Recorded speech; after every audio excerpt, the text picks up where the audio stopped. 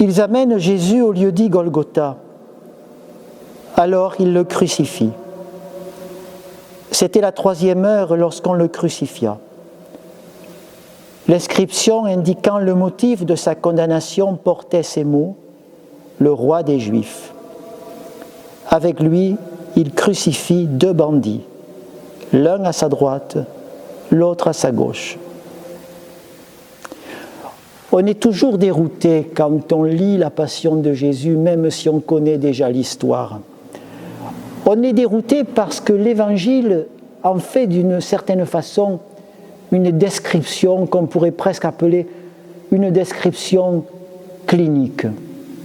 Les faits à l'état brut, sans pathos, sans émotion que nous partage l'évangéliste face à cet événement qui nous décrit dans sa nudité, sans que l'évangéliste, oui, nous partage son émotion. Mais ce qui pourrait ressembler à une sorte de procès-verbal relativement froid ou de simple constat possède en fait une étonnante profondeur de sens, une richesse qu'on n'aura jamais fini de percevoir. Rien n'est anecdotique dans le récit de la Passion. Au contraire, c'est un texte qui est porteur d'une puissante théologie, d'un discours sur Dieu. Mais cela nous est présenté à la façon d'un récit, comme si on racontait Dieu. D'abord, il faut le noter, la passion du Christ n'est pas un accident, quelque chose qui advient alors qu'on ne s'y attend pas. Il ne faut pas déconnecter la passion des annonces que Jésus en a faites en amont. Alors ce n'est pas tant la description que Jésus aurait faite des événements de la Passion, tels qu'on peut les décrire, les trouver plus ou moins décrits dans ce qu'on appelle les annonces de la Passion. Ce n'est pas que Jésus aurait vu par avance la Passion se dérouler comme un film. Mais Jésus a surtout, dans ses annonces, évoqué la raison de sa Passion. Il en donne justement la raison au travers d'un mot tout simple. Il faut. Et cela, on peut le découvrir en particulier en lisant les versets qui font suite à la profession de foi de Pierre dans l'évangile de Matthieu. À partir de ce moment, Jésus commença à montrer à ses disciples qu'il lui fallait partir pour Jérusalem, souffrir beaucoup de la part des anciens, des grands prêtres et des scribes, être tué et le 3e jour ressuscité. Il faut s'arrêter un instant sur ce « il fallait ». Qu'est-ce que ça veut dire ? Eh bien justement, c'est une expression sur laquelle on peut très souvent se méprendre. Ça n'a rien à voir avec le destin ou la fatalité. Derrière ce « il faut » des annonces de la Passion, il convient de percevoir un visage, ou plutôt plusieurs visages. Les visages de la communion des personnes en Dieu, le Père, le Fils, l'Esprit Saint. Il s'agit dans ce « il faut » d'aller jusqu'au bout d'un projet d'amour de Dieu pour l'humanité, réalisé dans l'incarnation du Fils bien-aimé. Ce n'est pas le Père des cieux qui aurait décrété qu'il fallait la souffrance de celui qu'il nomme mon Fils bien-aimé pour satisfaire à quelque justice, sous laquelle lui-même d'ailleurs aurait eu à se soumettre. Et là, à ce propos, soyons très attentifs. Attention parfois à un discours théologique qui peut être véhiculé par des chants, par des poèmes, par des prières. Un certain discours théologique d'une théologie parfois plus païenne que chrétienne. Le Dieu qui se révèle en Jésus-Christ n'est pas comme ces divinités de la mythologie grecque ou romaine, soumises à une loi suprême de l'univers, ce que les anciens Romains appelaient le fatum, le destin. D'ailleurs, le mot destin n'est pas un mot chrétien. Derrière le « il faut » de la passion, nous devons entendre tout un projet de salut pour l'homme, un projet d'amour. Il s'agit d'aller jusqu'au bout du projet d'amour de Dieu pour l'humanité réalisé dans l'incarnation du Fils bien-aimé. Un verset de l'évangile de Saint Jean que nous connaissons tous, il est très célèbre. Ce verset finalement nous indique au mieux comment comprendre ce « il faut » de la passion. Dieu a tellement aimé le monde qu'il a donné son Fils unique afin que quiconque croit en lui ne se perde pas, mais obtienne la vie éternelle. Le « il faut » de la passion doit s'entendre dans le contexte d'une logique de l'amour, dont Dieu est la source, et voir ainsi dans la passion une nouvelle épiphanie de l'amour de Dieu. Il n'y a pas de plus grand amour que de donner sa vie pour ce qu'on aime. Nous connaissons tous cette parole de Jésus dans le discours après la scène, juste avant l'entrée dans la passion. Bien sûr, dire tout cela n'enlève rien à l'horrible qui s'étale au fil de la passion, ni même n'enlève rien à la liberté des hommes, à leur responsabilité, à la culpabilité de ceux qui ont fait le choix d'arrêter, de condamner et de crucifier Jésus. Mais on ne peut pas détacher cela d'un projet d'amour, c'est-à-dire d'un amour qui va jusqu'à l'extrême.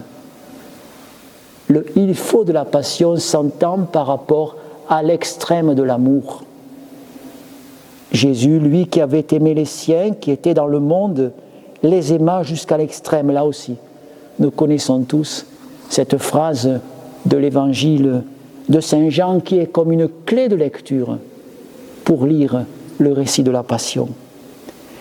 Mais sans quitter la théologie, il faut tout de même revenir aux faits bruts d'une certaine façon, aux faits dans leur âpreté, dans ce qu'ils ont de dérangeant, et notamment le cri que lance Jésus. Quand arriva la 6e heure, l'obscurité se fit sur toute la terre jusqu'à la 9e heure. Et à la 9e heure, Jésus cria d'une voix forte, « Eloi, Eloi, lema sabachthani » ce qui se traduit « Mon Dieu, pourquoi m'as-tu abandonné » Nous le savons, les 4 évangiles rapportent plusieurs paroles de Jésus. On peut en dénombrer 7 et ce serait peine perdue de savoir dans quel ordre elles ont pu être dites. D'ailleurs, quand on considère ce qu'était le supplice de la croix, où le condamné mourait lentement par asphyxie, on peut se demander quelle parole Jésus a bien pu dire au travers du râle d'un mourant couvert par les huées de la foule. C'est ça le calvaire. Pourtant, les évangélistes rapportent des paroles, pas comme des reporters, mais qui sont l'expression de leur profond attachement à la personne de Jésus, de leur foi, de leur perception du mystère du Christ. Et pour ce faire, ils ont été assistés de l'Esprit Saint. C'est pour ça que nous considérons ces textes comme des textes inspirés. Aussi, les paroles de Jésus, au-delà de ce qu'ont pu être exactement les mots, sont vraies, sont profondément vraies. Et c'est cette vérité qu'il convient d'essayer de saisir, notamment au travers de cette parole dérangeante « Mon Dieu, pourquoi m'as-tu abandonné ?» Le sens de ces mots a de quoi nous surprendre. Comment le Christ a-t-il pu dire une chose pareille? Alors parfois, pour essayer, sinon de balayer, du moins d'édulcorer le scandale, que cette parole peut constituer d'une certaine compréhension qu'on peut avoir du Christ ou même de la divinité de Jésus, alors on s'appuie sur le fait que cette parole est constituée par les premiers versets d'un psaume et qu'à la fin, le psaume se finit bien et que celui qui prie ainsi exprime tout au long du psaume sa confiance à l'égard de Dieu. Bien sûr, tout ça est juste, mais ça ne suffit pas. De dire « Jésus aurait prié sur la croix », le psaume 22 du psautier des Hébreux. Il faut recevoir les mots d'abord dans leur dureté, dans leur âpreté. Et derrière, il faut entendre un message. Il faut entendre le message du jusqu'au bout de l'incarnation. Le jusqu'au bout de cette phrase qui ouvrait l'évangile de Jean, le Verbe s'est fait chair. Pour approcher le sens de ce jusqu'au bout, il faut contempler cette scène de la croix comme une nouvelle épiphanie de Dieu.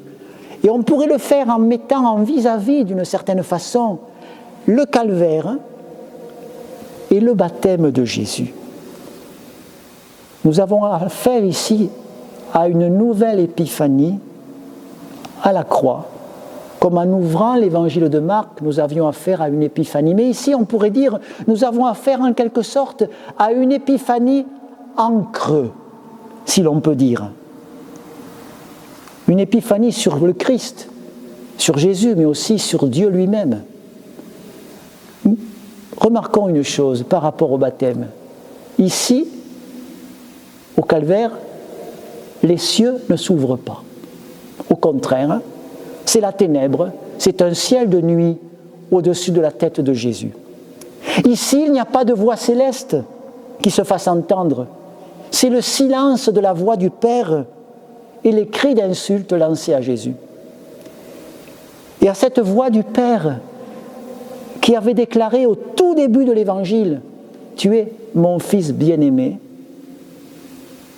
à cette voix se substitue en quelque sorte une autre voix, la voix du Fils, la voix de Jésus.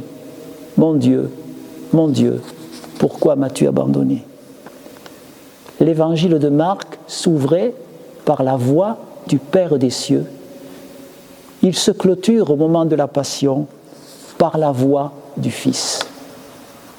Eh bien, nous sommes ici, au jusqu'au bout de l'incarnation, dans ce que les théologiens appellent, à partir d'un terme savant qui vient du grec, la kénose, qu'on peut traduire par le fait de se vider, le fait de s'anéantir. Saint Paul a exprimé fort bien cela dans une de ses lettres, dans ce qu'on appelle l'hymne aux Philippiens. Il faut entendre ces paroles de Paul, les yeux fixés sur le Christ en croix, sur le cri du Christ en croix. Et ces paroles nous disent l'intensité de l'amour de Dieu pour l'homme qui va jusqu'à se vider d'une toute puissance pour nous remplir de son humilité, c'est-à-dire de sa vie. Le Christ Jésus, ayant la condition de Dieu, ne retint pas jalousement le rang qu'il égalait à Dieu, mais il s'est anéanti, prenant la condition de serviteur, devenant semblable aux hommes, reconnu homme à son aspect, il s'est abaissé, devenant obéissant jusqu'à la mort et la mort de la croix.